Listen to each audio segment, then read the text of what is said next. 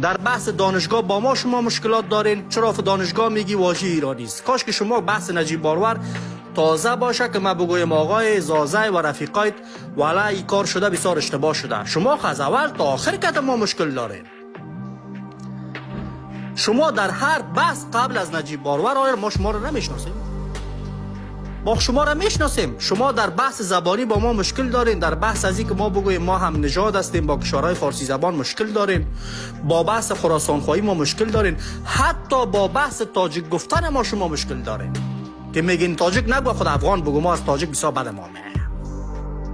دوستا، کاری را که نجیب بارور کرده در محضر عالی ترین مقام رهبری جمهوری اسلامی، شخصی که در منطقه بی‌نظیر است و قبش قابل شنود است، از وحدت فارسی زبان ها صحبت کرده، از یک پارچگی فارسی زبان ها صحبت کرده، هیچ گونه اشتباهی را مرتکب نشده.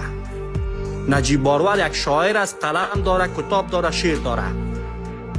وقتی که حقانی که در یک روز در مقابل سفارت آلمان 160 نفر در حمله انتحاری کشت، رهبرت میگی چوب پستی صدایت بلند نمیکنی. این طالبی که 60,000 اردو را کشت چوب پستی صدایت بلند نمیکنی، آمدی پشت یک نفری را گرفتی که قلم داره با شعر چپیت میکنه. آقای زازای و رفیقایش با گوش باز بشنوید.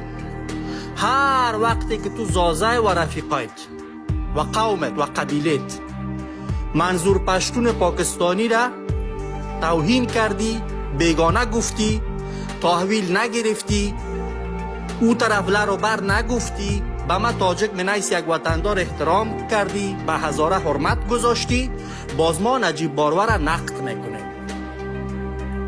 تو لر و بر گفته کار در گلون مردم افغانستان ماندی، 200 سال شده جوای خون جاری کردی. گپ ناق لر و بر آمدی چرا نجیب بارور شعر گفتن؟ خوب کرده گفتن.